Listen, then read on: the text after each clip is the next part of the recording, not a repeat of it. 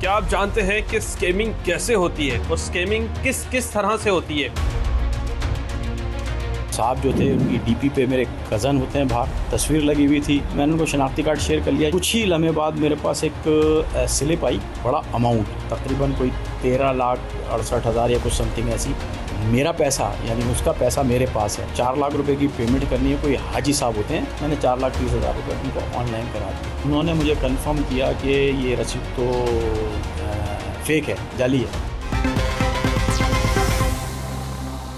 अस्सलाम वालेकुम, आप देख रहे हैं GNN प्लस और मैं हूं आपके मेज़बान आतिफ शरीफ। क्या आप जानते हैं कि स्कैमिंग कैसे होती है और स्कैमिंग किस किस तरह से होती है? आज उसमें से एक स्कैम के बारे में आपको बताएंगे और उस स्कैम की जद में आने वाले शहरी मेरे साथ मौजूद है। मैं चाहूँगा उनसे बात करें, उनसे जानें मज़ीद तफसीलात। सर मुझे ये बताइएगा, आपके साथ जो स्कैम हुआ है कैसे हुआ, क्या तरीक़ा वारदात था और उस तरीक़ा वारदात में कितने पैसों से आप महरूम हो गए? पहले तो मैं ये बता दूं कि बेसिकली जो ख़ास तौर पे सोशल मीडिया इस्तेमाल करने वाले लोग हैं, वो इस बात को मेरी गौर से सुने। और बताने का मकसद भी यही है कि मेरे साथ जो हुआ है वो किसी और के साथ ना हो। बेसिकली हुआ ये कि मेरे पास 1 जून से एक दिन पहले एक फ़ेसबुक पे मैसेज आया और उन्होंने मुझे रिक्वेस्ट भेजी, जो कि मैंने एक्सेप्ट कर ली। और इस तरीके से मेरा मैसेंजर का नंबर उनके पास चला गया और उसके बाद उन्होंने मुझे 1 जून से रिक्वेस्ट भेजनी शुरू की कि मुझे आपसे एक ज़रूरी बात करनी है और बहुत ज़रूरी काम है। अच्छा, क्योंकि ये साहब जो थे उनकी डीपी पे मेरे कज़न होते हैं बाहर यूके में, उनका तस्वीर लगी हुई थी, तो मुझे एक्सेप्ट इस वजह से मैंने की फ़ेसबुक पे भी और मैसेंजर पे भी। मैसेंजर जो है उन्होंने GI की आईडी से बनाई हुई थी, जो उसकी आईडी थी। खैर, मैं अपनी मसरूफियात की वजह से 1 एंड 2 जून को उनकी मैसेजेस रिसीव नहीं कर सका, लेकिन 3 जून को सुबह अर्ली मॉर्निंग तकरीबन कोई 10 साढ़े 10 बजे करीब जब मैंने उनके मैसेज खोल के देखे तो उसमें बहुत सारे मैसेज आए हुए थे और रिक्वेस्ट आई हुई थी ज़रूरी बात करने की, और मेरे व्हाट्सएप नंबर उन्होंने मुझसे तलब किया था। खैर, मैंने उनको व्हाट्सएप नंबर तो अपना जो था दे दिया था, लेकिन मुझे थोड़ी सी कन्फ्यूजन हो रही थी क्योंकि मेरा व्हाट्सएप नंबर ऑलरेडी उनके पास था। खैर, मैंने जो मेरे पास पुराना नंबर था अपने कज़न का, मैंने उनको कॉल की कि खैरियत क्या बात करनी है। वो अपनी मसरूफियात की वजह से शायद या टाइमिंग की वजह से कुछ अटेंड नहीं कर सके, और फिर मैंने मैसेंजर पे ही उनको मैसेज किया कि भाई मैं व्हाट्सएप पे आपके साथ हूँ और आप मेरी कॉल अटेंड नहीं कर यानी रहे। कि एक जानिब आपने जो रियल आपके कज़न थे उनसे रब्ता किया और दूसरी जानिब स्कैमर जो है वो आपसे राब्ते में था। एग्जैक्टली ऐसे ही, ठीक है ना। तो जब उन्होंने नहीं उठाया तो मैंने जो स्कैमर था उसको मैंने मैसेज किया कि मैं कॉल कर रहा हूँ, आप उठा नहीं रहे हो। और इस नंबर पे भी जो उन्होंने मुझे भेजा था, यानी जिससे उन्होंने रिक्वेस्ट भेजी थी, मैं उस नंबर पे भी कर रहा था, तो आई थिंक वो डिस्कनेक्ट कर रहे थे। और उन्होंने उसका एक्सक्यूज़ ये दिया था कि VPN की कुछ प्रॉब्लम्स की वजह से मैं नहीं उठा पा रहा हूँ, और आप जो है वो क्या नाम है उस वाले नंबर पे मत कीजिएगा क्योंकि वो मेरे सुपरवाइजर्स के पास होता है, बार बार अगर कॉल करेंगे तो मेरे लिए थोड़ी सी प्रॉब्लम्स क्रिएट हो क्या जाएगी। वो पाकिस्तानी नंबर था जिसके ज़रिए रब्ता किया जा रहा था? नहीं, जो मेरे कज़न यूके में है, वो भी इंग्लैंड के नंबर पे यकीनन सी बात है ऑफकोर्स, और जो ये स्कैमर था इसका भी यूके का ही नंबर था। सही। हाँ, तो इसी वजह से थोड़ी सी मुझे कन्फ्यूजन भी हुई। खैर बहरहाल एनीवे, तो मैंने उनसे पूछा कि भाई क्या वजूहत है, क्या बात करना चाह रहे थे। तो फिर उन्होंने कुछ छोटे मोटे मसले मसाइल अपनी फैमिली से रिलेटेड और इस तरीके की बातें की, और जो कि तकरीबन हकीकत से करीब तरीन होती हैं। तो मैंने कहा मैं इस सिलसिले में आपकी क्या मदद कर सकता हूँ।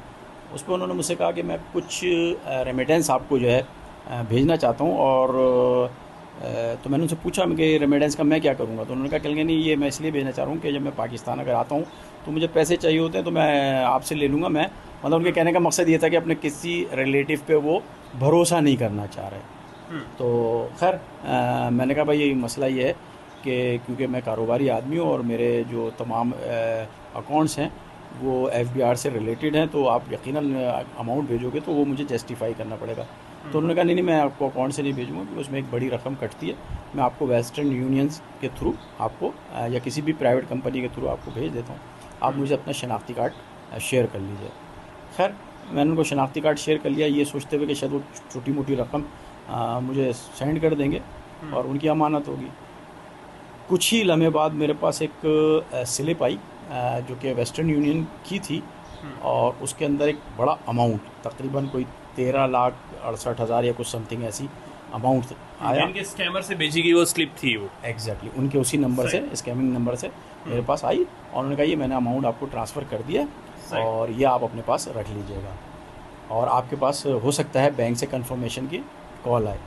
कुछ ही लम्हे बाद मेरे पास एक कॉल आई जिसकी लोगों पे UBL का टैग हुआ था और उन्होंने मुझसे जो बेसिक इन्फॉर्मेशन होती है फॉरेन रेमिटेंस से रिलेटेड वो उन्होंने मुझसे ली और मैंने उनको बता दी और बंद करने के बाद उन्होंने मुझसे बहरहाल UBL के जो रिप्रेजेंटेटिव थे उन्होंने मुझसे कहा ये ट्रांजैक्शन क्योंकि इंटरनेशनल ट्रांजैक्शन है तो ये 4 से 5 घंटे में मैच्योर होगी, तो आप या तो आज 5 बजे से पहले या नेक्स्ट डे आप 9 से 10 के दरमियान ले लीजिएगा। मैंने कहा वो क्या टाइम क्योंकि बहुत था, मैंने बंद कर दिया टेलीफोन। उसके बाद मेरे जो स्कैमर था उसका मैसेज आया कि वो आपको रेमिटेंस मिल गई, तो मैंने कहा हाँ भाई बैंक से फ़ोन आया था, मैंने कंफर्म कर दिया।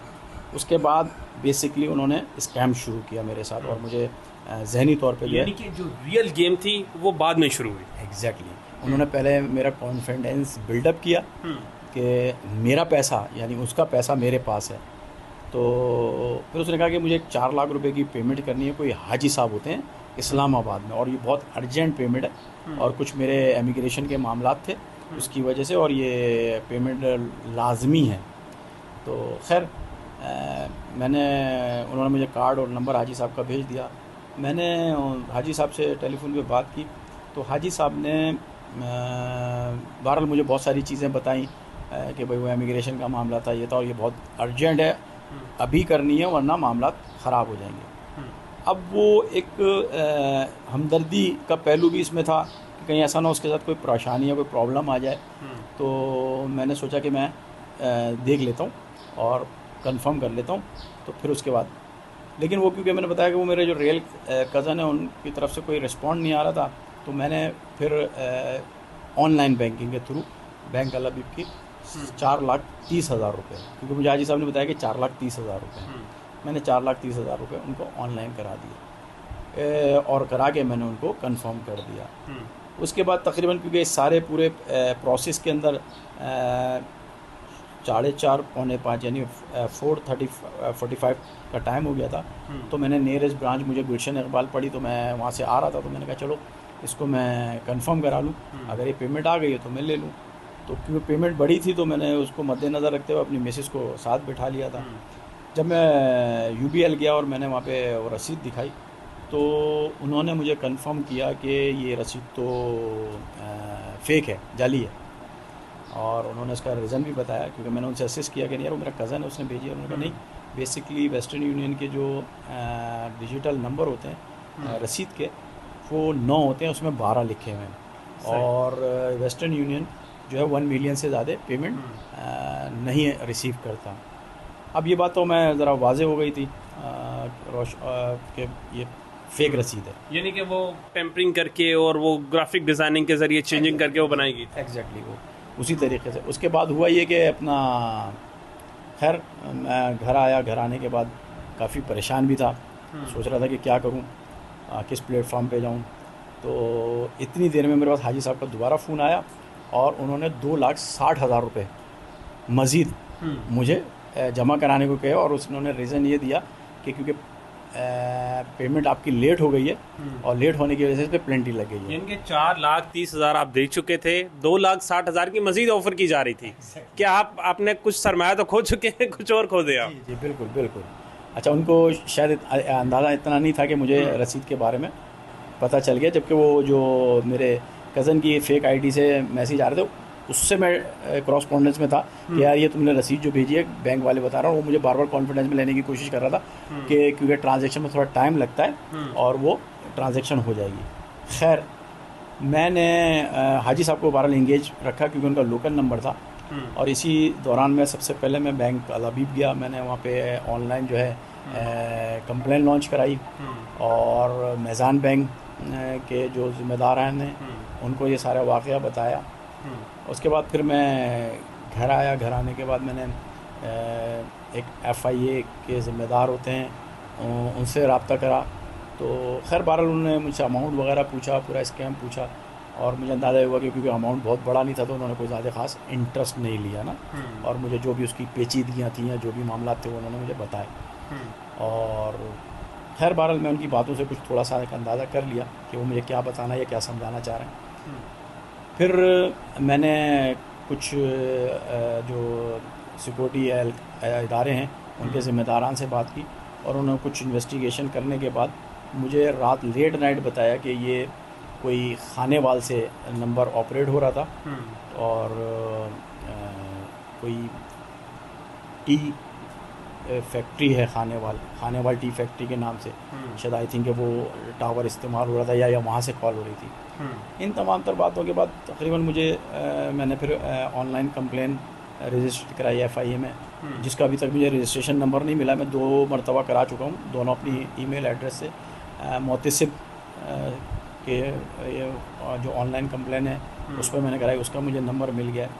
बहरहाल अब खुदा के बाद जो हमारे मुतल्लिक़ा इदारे हैं उनसे उम्मीद यही है कि हो सकता है कि जो मेरी बहरहाल एक मेहनत के पैसे हैं वापस आ जाएं, और मुझे ये भी उम्मीद है कि अगर वो थोड़ा सा इंटरेस्ट लें तो ये पैसे मुझे वापस मिल सकते हैं। हाँ, लेकिन आपके चैनल के तवज्जुह से बहरहाल आम और ख़ास आवाम को मैं ये बस ये स्कैम बताने का मकसद है कि मैं तो खैर एक नुकसान बर्दाश्त कर गया, आने वाले वक्तों में उनको कोई नुकसान ना हो। किसी किस्म के भी कोई आपके कज़न, आपके फैमिली फ्रेंड या कोई भी फ्रेंड आपको किसी किस्म की भी रिक्वेस्ट भेजे तो कोशिश करें कि उसकी ओरिजिनल नंबर या उसके बारे में थोड़ी छानबीन कर लें, ताकि आपको किसी किस्म का नुकसान ना हो सके। यानी कि ये जो स्कैम है इसका तरीका ये है कि आपको पहले आपके किसी रिलेटिव्स के नाम से मैसेज आएगा, आपकी फेसबुक आईडी पे आ सकता है, आपको कॉल आ सकती है। उसके बाद आपका ट्रस्ट जो है वो जीता जाएगा, आपको कहा जाएगा कि आपके अकाउंट में हम अमाउंट ट्रांसफ़र कर रहे हैं।